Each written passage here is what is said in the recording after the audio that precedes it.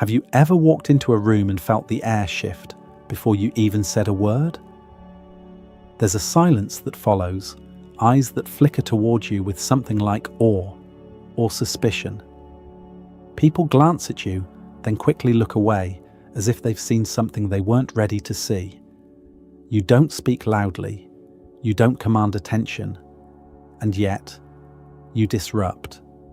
Not because you seek it, but because your presence speaks in frequencies most don't know how to name.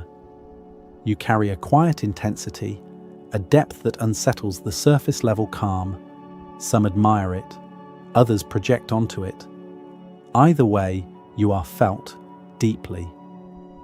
Carl Jung believed that the soul emits a kind of energy, not metaphorically, but psychologically and symbolically.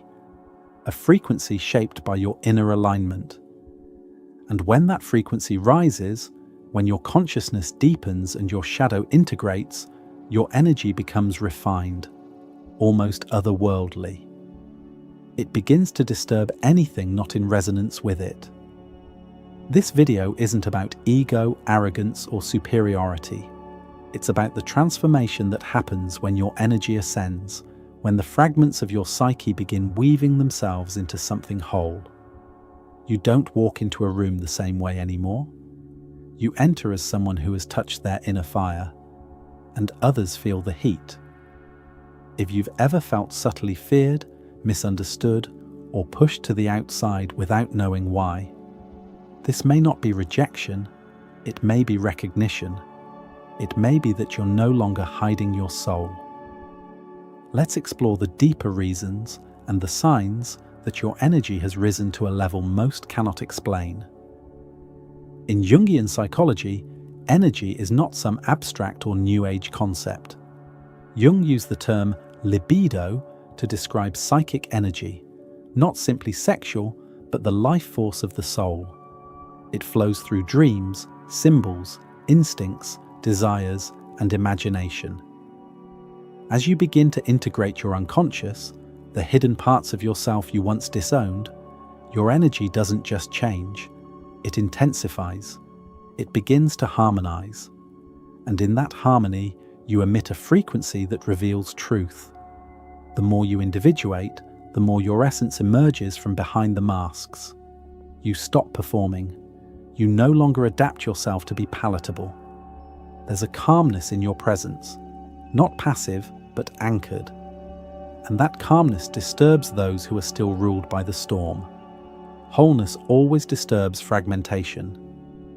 To those who are still bound by ego defenses, unhealed pain, or the pull of conformity, your presence can feel threatening, not because you've done anything wrong, but because your beingness reminds them of what they've avoided within themselves.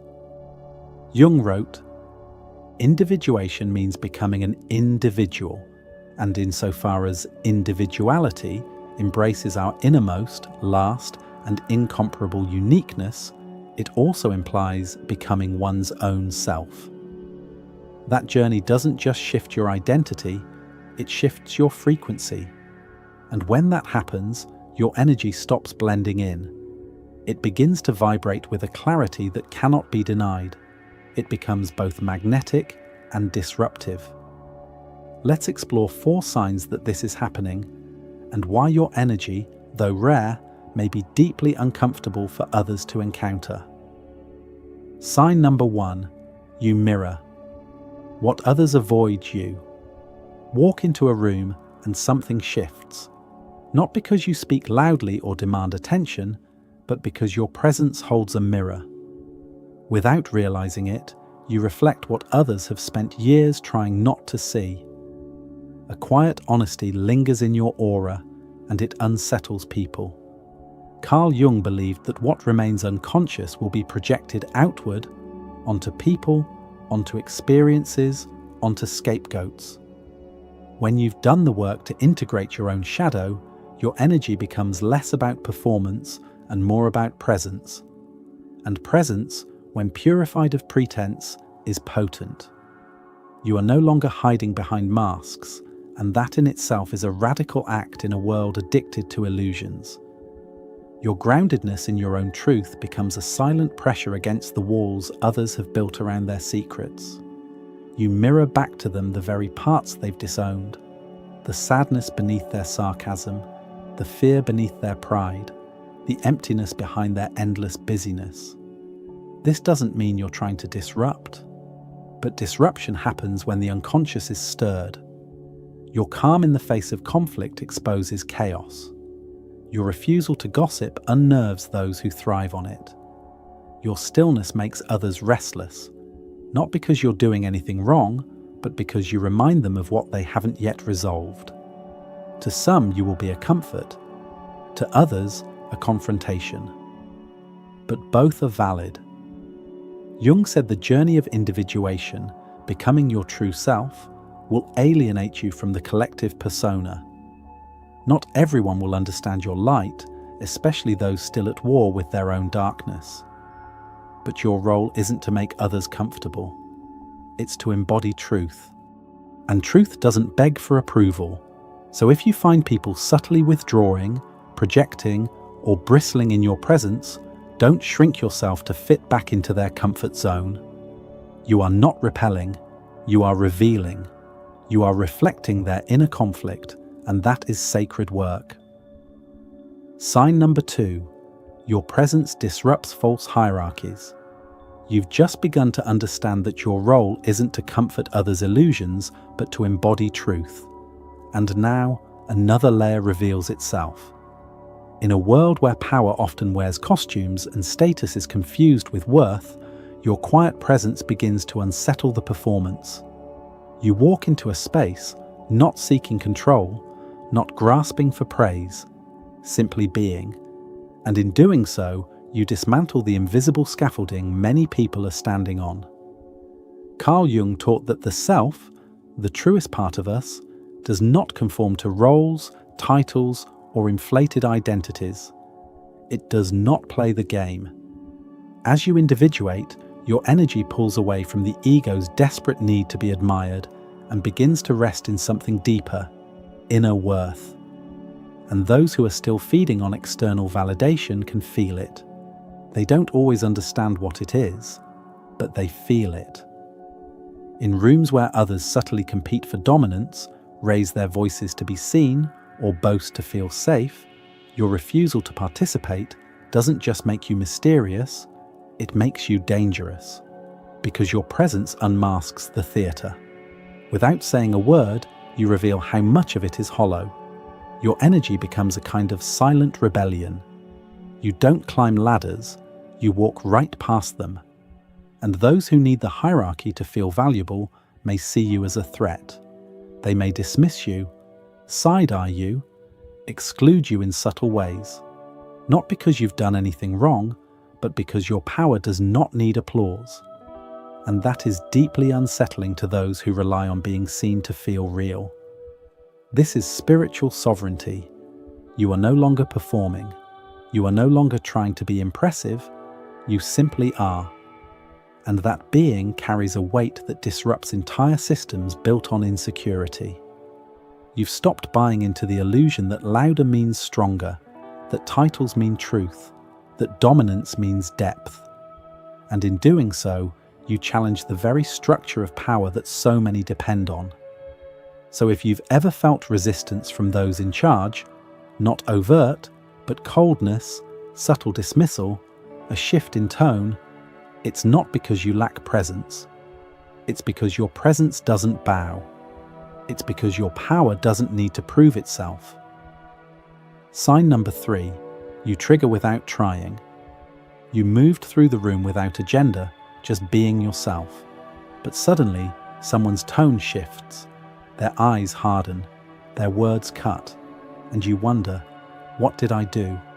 The truth is, sometimes your existence alone, your glow, your ease, your joy, feels like a challenge to those who've forgotten how to access their own. Carl Jung spoke of psychological complexes, emotionally charged bundles of memory and belief buried in the unconscious. When someone carries an unresolved complex, it lies dormant until something touches it. That something could be you. Your freedom becomes the tuning fork that activates what they've suppressed. It's not what you said. It's not what you did. It's what you embody. You laugh without holding back. They call it attention seeking. You speak your truth. They accuse you of arrogance. You love yourself, and suddenly they question your intentions. But here's the deeper truth. It's not about you. It's about what you awaken in them. Your existence reminds them of a self they exiled, a dream they abandoned, a voice they silenced to survive. And so they project their discomfort onto you. You become the mirror they didn't ask to look into. The shadow they didn't know was still chasing them. But your soul didn't come here to dim. Your path is to live fully, even if it cracks the illusions others built for safety. Your energy is a frequency. When you rise in it, you stir up what others have buried. This isn't something to apologize for. It's something to understand. Because in a world where most people numb themselves to fit in, your aliveness is both medicine and mirror. It offers a reflection many aren't ready for. If you've noticed people reacting to you with disproportionate emotion, confusion, jealousy, hostility, pause before you assume guilt. Don't rush to fix what was never yours to carry. Their reaction is not always a reflection of your wrongness, but of their rupture. You didn't provoke them, you revealed them. And that is not cruelty, that is power. When your presence calls the unconscious forward, it's rarely comfortable, but it is real. So the next time your joy feels too loud, or your peace feels too much, remember this. It's not the light that's offensive, it's the shadows it exposes. Sign number 4. You're a paradox. Soft but strong, grounded but ethereal, still but powerful. And after your presence has disrupted false hierarchies and triggered unresolved shadows, the next disturbance your energy causes is subtle but profound. You refuse to be boxed in. Jung believed that individuation is not the pursuit of a single fixed identity, but the integration of opposites, masculine and feminine, conscious and unconscious, light and shadow. The individuated self becomes a living synthesis of inner contradictions. And so, as your consciousness expands, your very being becomes hard to decode. You shift, you stretch, you transcend categories. One moment, you speak with the clarity of a sage. The next, you move with the playfulness of a child. Society, however, prefers simple scripts, roles that don't change, archetypes that stay safely one-dimensional. Labels make people feel comfortable. Predictable people make the world feel stable. But you represent flux, alchemy, evolution. You may notice people struggle to describe you. They say, "You're hard to read," or "You've changed." But what they're really saying is, "You no longer fit where I placed you." And that's the point. You've moved beyond projections. And in doing so, you disturb people who unconsciously relied on those projections to anchor themselves. There's tension in their gaze, not because you've done something wrong, but because you've slipped from their grasp. The truth is, you've become liminal, living between states, between definitions, between worlds. You're no longer a character in someone else's script. You're the author of your own.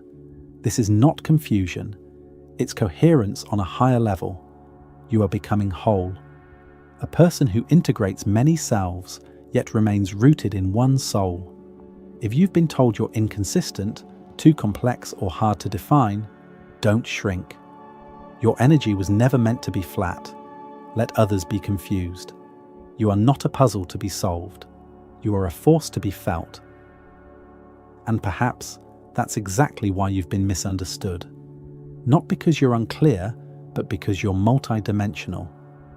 And dimensions unsettle those who've only known flat surfaces. If these signs echo through your life, let this be your affirmation. You are not too much. You are simply saturated with life. You didn't set out to agitate, but growth disturbs the still waters. Jung reminded us that the soul's emergence rarely feels polite. It stirs, it provokes, it peels back the facade, even in others. So when people withdraw, mislabel you, or seem unsure what to do with your presence, don't contract. Don't edit yourself to fit their limitation. Instead, return to your breath, to your depth, to the silence that shaped you. Write to the part of you that once begged for belonging. Tell her, they don't resist you because you're wrong. They resist because your truth arrives before their readiness. You're not here to fit, you're here to reflect.